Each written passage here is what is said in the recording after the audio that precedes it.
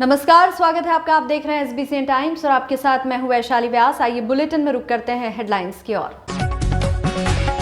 मनासा के बद्री विशाल मंदिर पर खंबा फाड़कर प्रकट हुए भगवान नरसिंह, किया हिरण्यकश्यप का वध।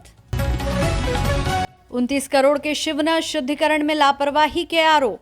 शिवना शुद्धिकरण को लेकर नदी में सीवरेज के तहत डाली जा रही है पाइपलाइन। और मंदसौर शहर में वर्षा पूर्व नालों की सफाई का कार्य शुरू। मशीन की मदद से नगरपालिका कर्मी जुटे सफाई अभियान में। मंगलवार को नीमच के वार्ड नंबर 31 TIT कॉलोनी की रहने वाली महिला नीमच नगरपालिका कार्यालय पर पहुंची, जहां उन्होंने हाथों में पानी के खाली बर्तन लेकर नारेबाजी करते हुए विरोध प्रदर्शन किया और नगरपालिका CMO को पेयजल की समस्या को लेकर एक ज्ञापन दिया। महिलाओं ने हाथों में खाली बर्तन लेकर नगरपालिका प्रशासन के खिलाफ अपना आक्रोश प्रकट किया। ज्ञापन के माध्यम से महिलाओं ने अवगत कराया कि मार्च माह से उन्हें नियमित रूप से पेयजल की आपूर्ति नहीं हो रही है। जब भी नल आते हैं असमय आ रहे हैं, जिससे कई लोग पानी भरने से वंचित रह जाते हैं। इतना ही नहीं, पानी भी कम समय के लिए और कम मात्रा में मिल रहा है, जिससे उनकी पूर्ति नहीं हो पा रही है। इस संबंध में नगरपालिका के जिम्मेदारों और क्षेत्रीय पार्षद को भी अवगत कराया गया, मगर अब तक उनकी समस्या का समाधान नहीं हुआ। यदि जल्द ही पेयजल की समस्या का समाधान नहीं किया जाता है तो आने वाले दिनों में वे और अधिक संख्या में महिलाएं एकत्रित होकर धरना प्रदर्शन व विरोध प्रदर्शन करेंगी। इस आशय का एक ज्ञापन नगरपालिका CMO साक्षी श्रीवास्तव को दिया गया। वहीं नगरपालिका CMO ने जल्द उचित कार्रवाई का भरोसा दिया। क्या समस्याओं को लेकर आज यहाँ पे पहुंचे? हम सब TIT कॉलोनी वार्ड नंबर 31 से आए हैं और पेयजल के संकट को लेकर के हम लोगों के साथ काफ़ी परेशानी हो रही है। वार्डवासी सभी परेशान हैं। पीने के पानी की भी काफ़ी समस्या है, बाकी पानी तो आप छोड़िए, और न कोई समय है फिक्स, न यहाँ कोई सुनवाई करता है। वार्ड पार्षद महोदय से भी हमने शिकायत की, लेकिन उनकी भी सुनवाई नहीं हो रही है। आज यहाँ पर आप सब घड़े वगैरह लेकर पहुंचे? तो ये हम लोग ही घड़े लेकर के आए हैं पानी के, इसमें हम लोग विरोध प्रदर्शन कर रहे हैं पूरी कॉलोनी वासी कि हम लोगों की सुनवाई की जाए और टाइम समय का ध्यान रख के नल दिए जाएं, पानी भरपूर दिया जाए। आधे घरों में नल नहीं आता है, उसकी भी समस्या दिखाई जाए ताकि सभी को पूर्ण मिले, तो कम से कम 50-50 तो नल मिले, और नल नहीं मिलने की वजह से सभी वार्डवासी परेशान है। नगर पालिका अध्यक्ष दावा करते हैं कि हमें जल की संकट की कोई स्थिति नहीं और सभी को हम पानी पहुंचा, लेकिन हमारे कॉलोनी में काफ़ी परेशानी है। नगर पालिका अध्यक्ष जी दावा करते हैं, लेकिन हमारी कॉलोनी तो अप्रैल से ही, मार्च एंड से ही इस परेशानी से जूझ रही है।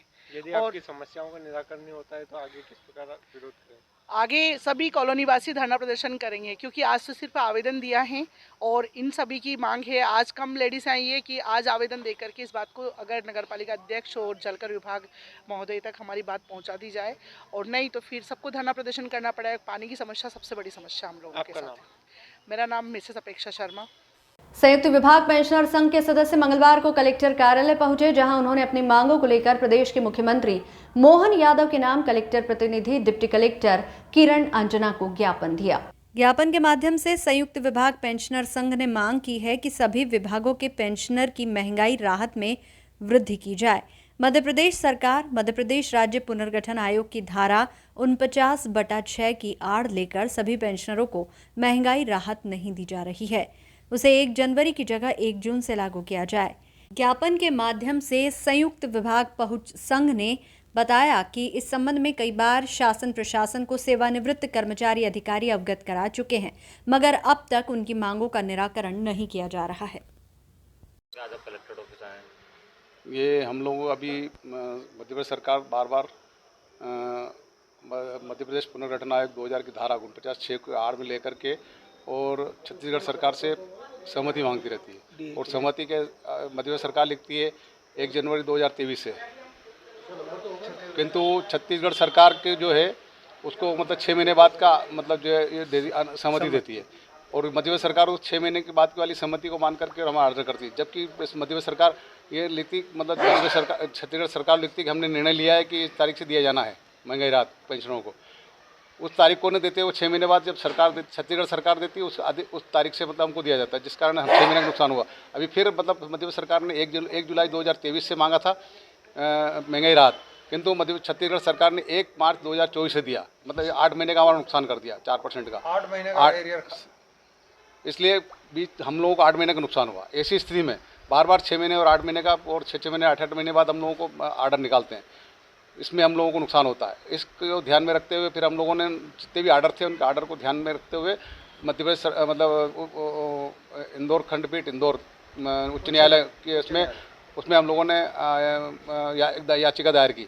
वो याचिका को आधार पर मतलब उच्च न्यायालय खंडपीठ इंदौर ने हमारे पक्ष में निर्णय, पेंशनरों के पक्ष में निर्णय दे दिया। उसकी निर्णय की कॉपी को लगाते हुए हम मध्य प्रदेश सरकार को लिख रहे हैं कि आप हमें नियत तिथि से ही मतलब जो है महंगाई राहत आदेश जारी करें और उसमें एरियर भी दें। हाँ, इसको ध्यान में रखते हुए आज ज्ञापन दिया जा रहा है। कई समय से आपकी मांग को लेकर दिया गया है आवेदन और अभी तक आपकी मांगें पूरी नहीं हो पा रही है। ये सरकार की जानबूझ करके मतलब टाल मटोल की जा रही है और इस टालम को कारण मतलब हम लोगों को परेशानी आ रही है और मतलब जो है बार बार, और ये सरकार हमेशा मतलब कर्मचारियों की हितैषी नहीं रही है, हमेशा मतलब जो विरोध में जाकर के नुकसान करती आ रही है। इसको ध्यान में रखते हुए हम लोगों ने ज्ञापन देते आ रहे हैं। बालचंद्र वर्मा, राष्ट्रीय अध्यक्ष। मंगलवार को आधुनिक भारत के स्वप्न दृष्टा, भारतीय सूचना क्रांति के जनक, पंचायती राज सशक्तिकरण के सूत्रधार, पूर्व प्रधानमंत्री भारत रत्न राजीव गांधी जी का बलिदान दिवस कांग्रेस जनों ने जिला कांग्रेस कार्यालय गांधी भवन पर मनाया।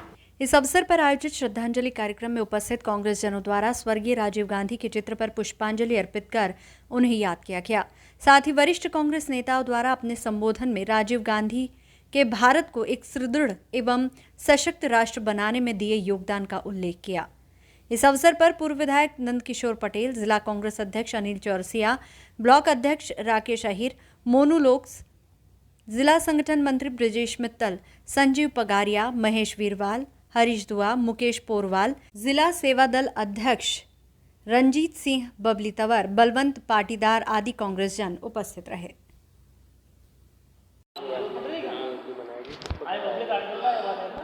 राजीव जी की पुण्यतिथि आज हमने गांधी भवन में मनाई है। जैसे कि हम हर महापुरुषों की पुण्यतिथि मनाते हैं, इसी प्रकार राजीव जी को श्रद्धासुमन अर्पित किए हैं। सभी कांग्रेस जनों ने, राजीव जी ने जो देश के लिए काम किया है, जो संचार क्रांति का जनक कहलाए जाते थे राजीव जी, उनकी पुण्यतिथि पर सत सत नमन। राकेश अहिर, शहर ब्लॉक कांग्रेस अध्यक्ष ने। आज हमारे कांग्रेस के और भारत के पूर्व प्रधानमंत्री आदरणीय राजीव गांधी जी की पुण्यतिथि हमने गांधी भवन में कांग्रेस परिवारजनों द्वारा माल्यार्पण कर, पुष्पांजलि कर उनकी तस्वीर पर सभी कांग्रेस जनों द्वारा मनाई गई। हमारे कांग्रेस के जो और भारत के पूर्व प्रधानमंत्री थे आदरणीय राजीव गांधी जी, वो इस भारत के सबसे युवा प्रधानमंत्री थे, जिनके द्वारा हमारे भारत में कंप्यूटर लाया गया और युवाओं को 18 वर्ष की आयु में वोट का अधिकार दिया गया। ऐसे महान नेता को आज हम सत्सा नमन करते हैं। जय हिंद, जय भारत, जय कांग्रेस। मैं महेंद्र मोनू ब्लॉक अध्यक्ष। मंगलवार को नीमच कलेक्टर कार्यालय पर शहर के इंदिरा नगर निवासी हरगोविंद तिवारी नामक व्यक्ति अपने परिजनों के साथ पहुंचे, जहां उन्होंने कलेक्टर के नाम एक शिकायती आवेदन दिया। आवेदन में बताया गया कि गत 17 मई को यादव मंडी निवासी कुछ लोगों द्वारा उनकी दुकान पर पहुंचकर उनके साथ मारपीट और गाली गलौज की गई। इसके बाद आरोपियों द्वारा ही पीड़ित के खिलाफ सिटी थाने में एट्रोसिटी एक्ट के तहत शिकायत दर्ज करवा दी।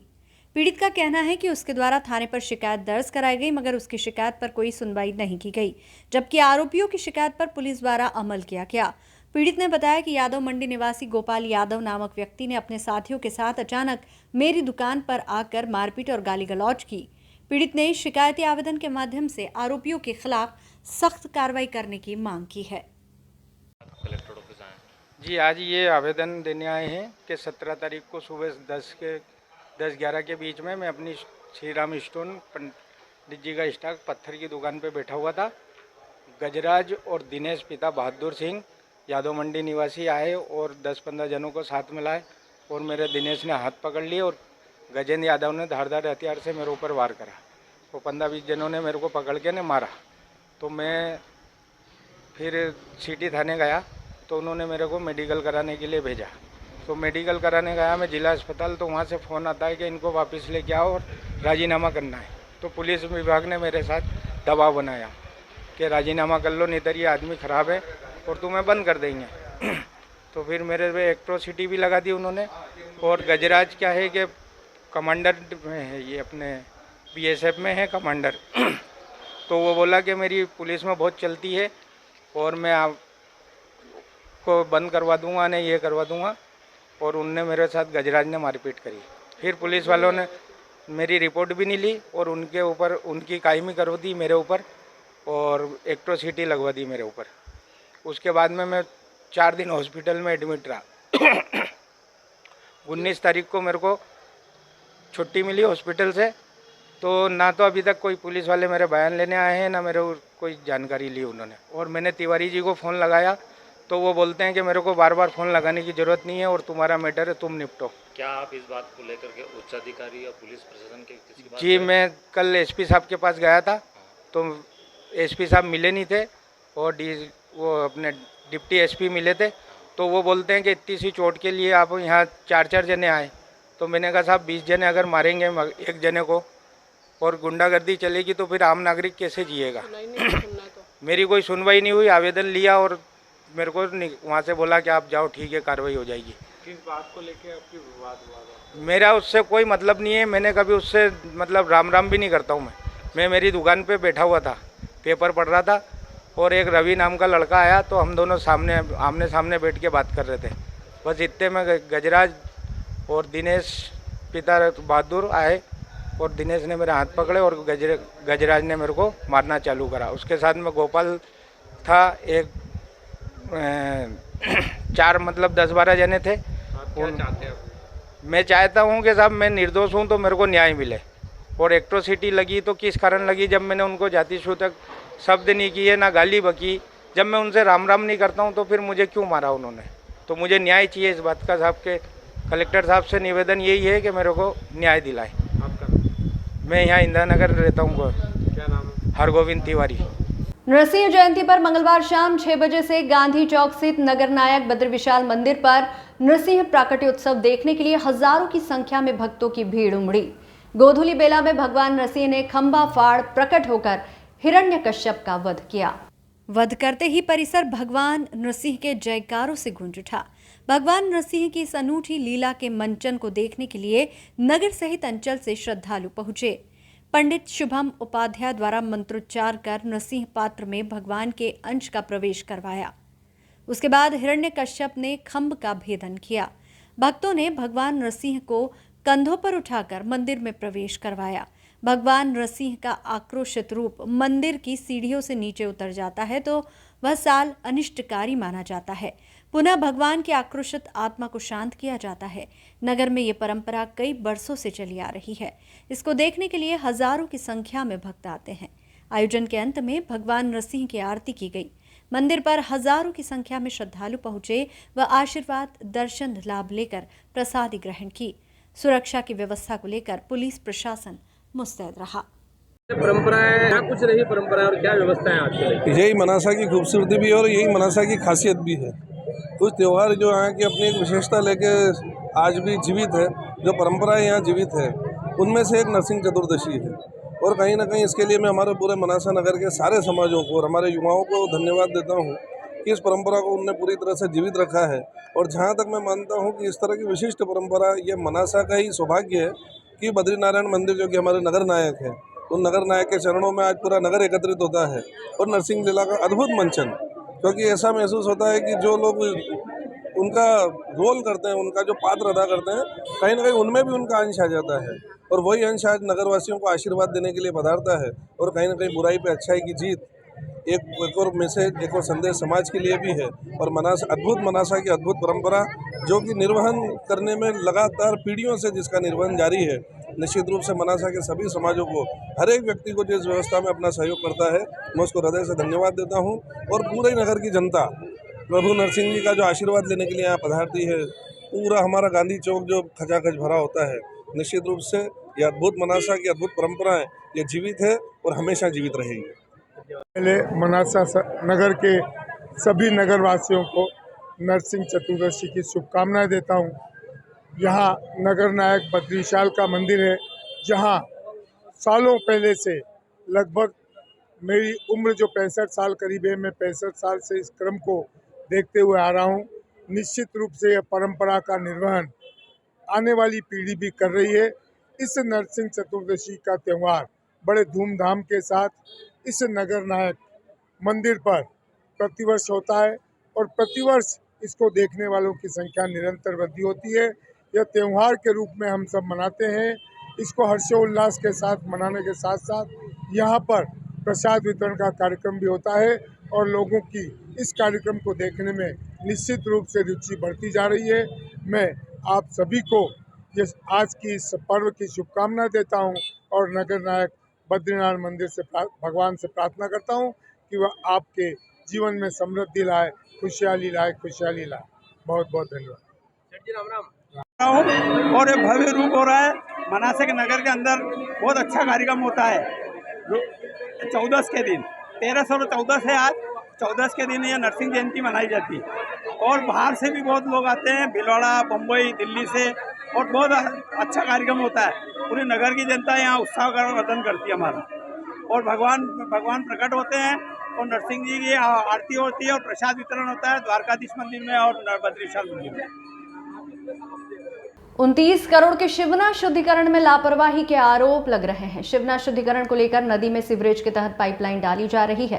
क्षेत्रीय पार्षद प्रतिनिधि ने आरोप लगाया है और कहा कि पाइपलाइन सीधी ना डालते हुए घुमावदार डाल रहे हैं, जिससे पानी को बहने में दिक्कत आएगी। मंदसौर शहर की जीवनदायिनी शिवना नदी को शुद्ध करने के लिए नदी में मिल रहे गंदे पानी को अलग करने के लिए नदी में अलग से बड़ी सीमेंट के पाइप डाले जा रहे हैं, जिससे नदी में मिलने वाले नालों का पानी मुक्तिधाम से भी आगे तक पाइप के माध्यम से पहुंचेगा। शिवना शुद्धिकरण के लिए 29 करोड़ का कार्य किया जा रहा है, जिसके चलते दावा किया जा रहा है कि शिवना को पूरी तरह से शुद्ध किया जाएगा। वहीं इस दौरान नदी में गंदे पानी को मिलने से रोकने के लिए नदी में सीमेंट के पाइप डाले जा रहे हैं, किंतु वह पाइपलाइन कई जगह से घुमावदार डाली जा रही है, जिसके चलते पाइप से बहने वाले गंदे पानी को बहने में रुकावट पैदा होगी, किंतु इस ओर कोई जिम्मेदार ध्यान नहीं दे रहा है।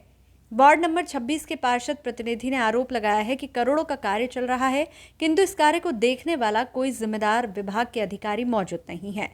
ठेकेदार अपनी मनमर्जी से नदी में पाइप डाल रहा है, जिससे आने वाले समय में रुकावट पैदा होगी।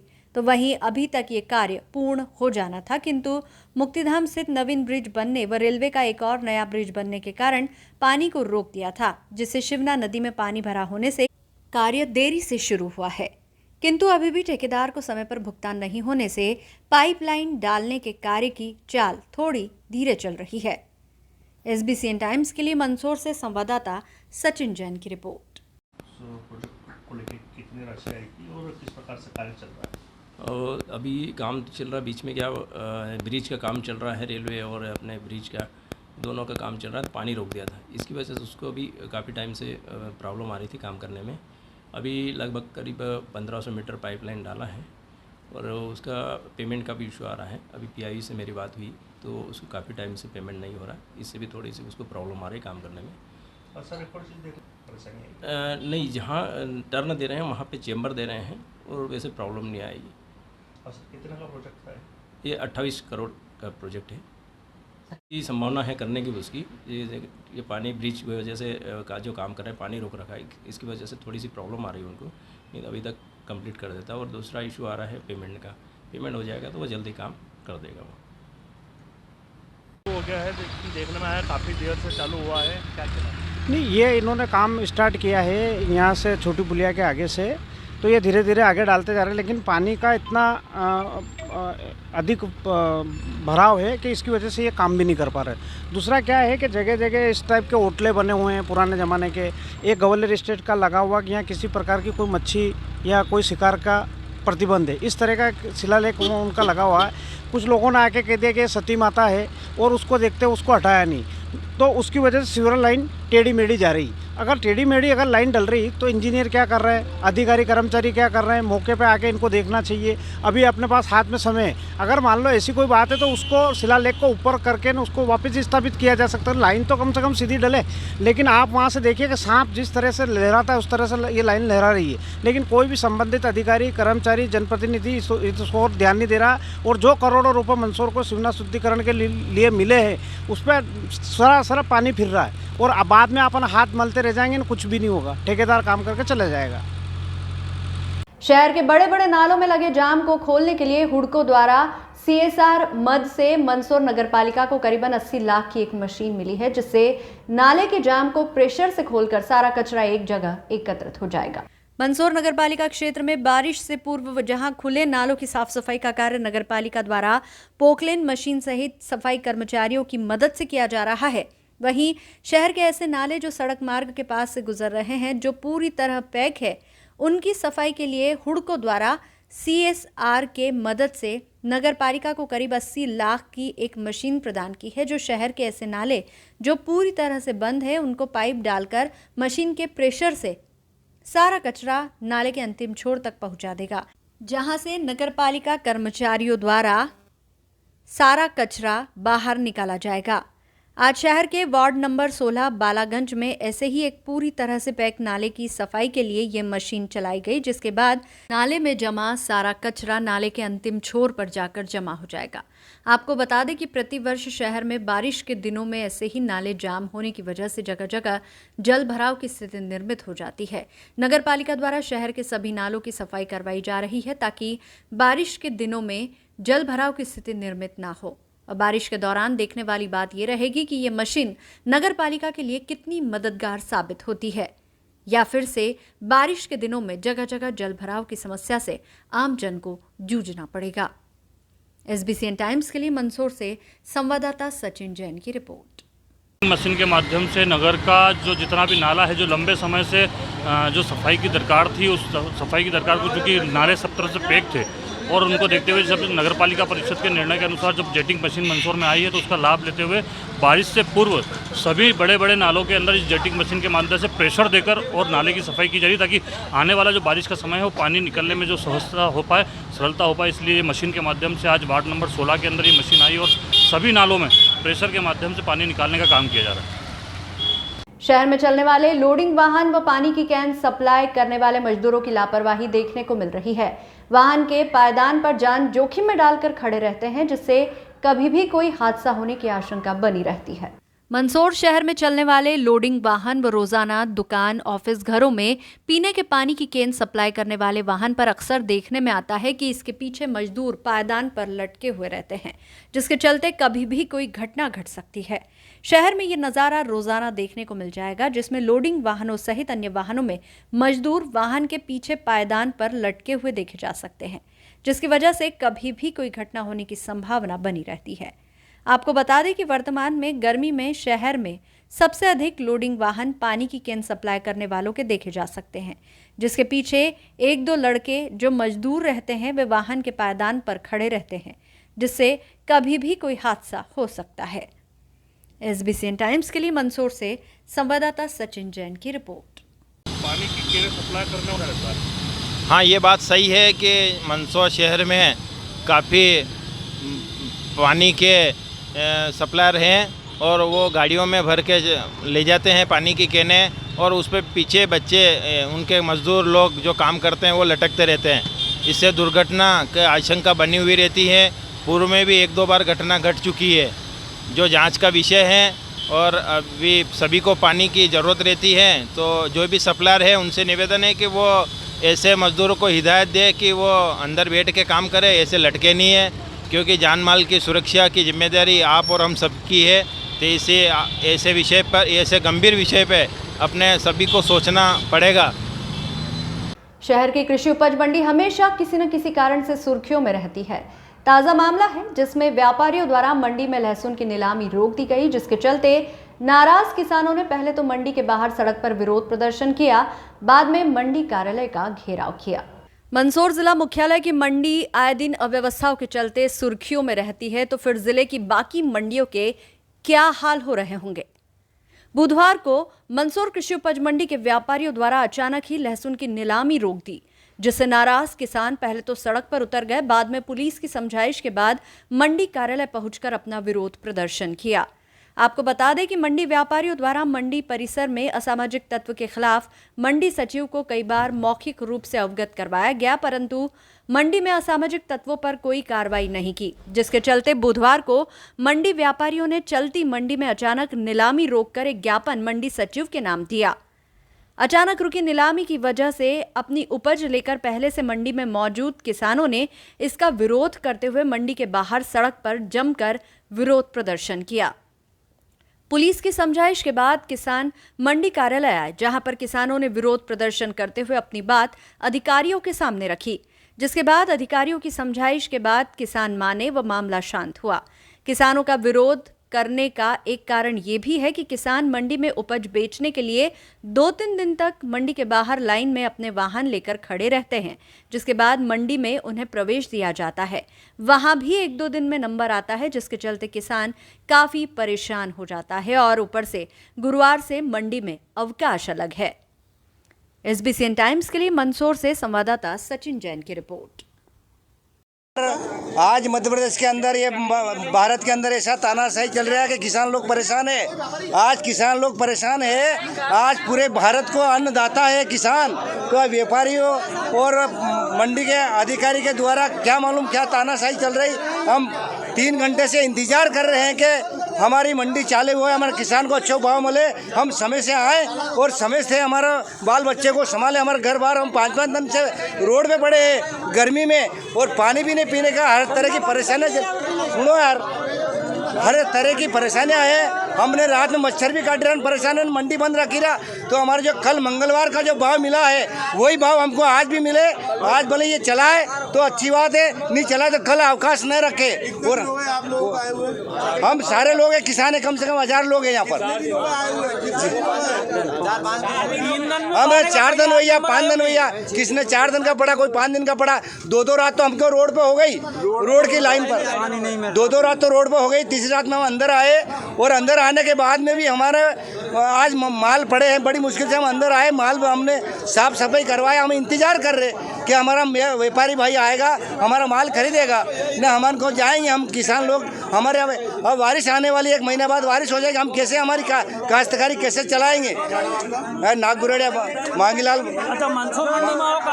नागपुरड़िया इस पाटीदार विरोध इसलिए है कि 3 घंटे से व्यापारी और ये मंडी कमेटी की जो मीटिंग चलने थी, ये 3 घंटे पहले चलने की थी, जो हमारे किसान भाइयों के आने के बाद चालू करी, और 3 घंटे से मंडी बंद है। और अब टाइम कम बचा है, और टाइम कम बचने के कारण ये घास काटेंगे, किसानों की फसल कम भाव में खरीदेंगे।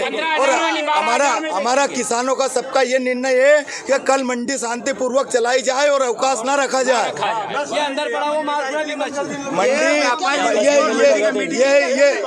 ये व्यापारी और मंडी कमेटी की क्या मालूम क्या मिली भगत है, ये हमारे को पूरी जानकारी नहीं है अभी तक। हरीश पाटीदार अकारण ही मंडी बंद कर दी गई, जिनसे किसानों को बहुत परेशानी हो रही है। पिछले कई दिनों से किसान परेशान है। लगभग 4 से 5 दिन किसानों को यहाँ हो चुके हैं। मंडी में पानी की सारी बहुत समस्या के कारण मंडी बंद कर किसान को परेशान किया जा रहा है, और कारण स्पष्ट नहीं है कि क्यों मंडी बंद कर दी गई है। पर व्यापारी वो यहाँ कमेटी आके पता चला, मीटिंग चल रही है, हमारे आने के बाद मीटिंग चालू हुई है। मंडी कमेटी ने न ध्यान दिया और ना आगे आए कोई भी। यहाँ आने के बाद सारे प्रशासन के अधिकारी जो भी है वो आए हैं अभी हमारे आने के बाद। ये पहले ही हो जाना चाहिए था। अब अगर जो मंडी चालू होती है तो पूरी जो फसल जो पड़ी है फसल वो नीलाम नहीं हो पाएगी, क्योंकि समय नहीं बचा है। कल मंडी बंद रहेगी। तो हम चाहते हैं कि जो अंदर माल रखा हुआ है, इनके गलती के कारण जो रखा माल बचेगा वो पूरा नीलाम हो। उसके लिए चाहे कल मंडी चालू करनी पड़े तो करें, तय सीमा के समय सीमा के अंदर, और तय जो रेट है उसमें, क्योंकि किसानों की फसलों का रेट ना काटा जाए, इसका भी ध्यान रखा जाए। इसलिए हम यहाँ खड़े हैं और जल्दी हमें इसका निराकरण करके बताया जाए। आंदोलन करेंगे। भारत सिंह आइना, उज्जैन। किस बात को लेकर किया गया? बड़ी मंडी है तो छोटे इशूज़ कभी हो ही जाते हैं। एक छोटा इशू हुआ था तो उसको लेकर व्यापारी लोगों में नाराज़गी थी। अभी मैंने एक मीटिंग करके उनको समझा दिया है, वो इशू भी रिजॉल्व हो गया है। जो लोग आएंगे उसमें कल के लिए उनको नोटिस दिया है, कल तक उसमें कार्रवाई कर देंगे। और इसी बात को लेकर व्यापारी एग्री हो गए और मंडी का काम चालू है। अभी कोई इशू नहीं। Thank you sir. कैंट थाना क्षेत्र अंतर्गत आने वाले दशहरा मैदान के समीप स्थित फिरोज शाह पेट्रोल पंप के पास में कन्फेक्शनरी आइटम के थोक विक्रेता के गोदाम में बुधवार की दोपहर भीषण आग लग गई। आग लगने की सूचना मिलते ही नीमच नगरपालिका की 2 दमकल एल्कोलाइट फैक्ट्री की दमकल मौके पर पहुंची और 1.5 घंटे की मशक्कत के बाद आग पर काबू पाया गया। जानकारी अनुसार नीमच में कन्फेक्शनरी आइटम की थोक विक्रेता कन्हैयालाल पूरणदास का फिरोज शाह पेट्रोल पंप के समीप गोदाम स्थित है, जहां पर कुरकुरे, चॉकलेट सहित अन्य सामग्री प्रथम मंजिल पर भरी हुई थी, जिसमें बुधवार की दोपहर 3 बजे के करीब अचानक भीषण आग लग गई। बताया जा रहा है कि गोदाम में छत तक कुरकुरे व अन्य सामान भरा था। अचानक आग लग गई। ऊपर की मंजिल से धुआं उठता देख तत्काल इसकी सूचना पुलिस और नगरपालिका दमकल को दी गई।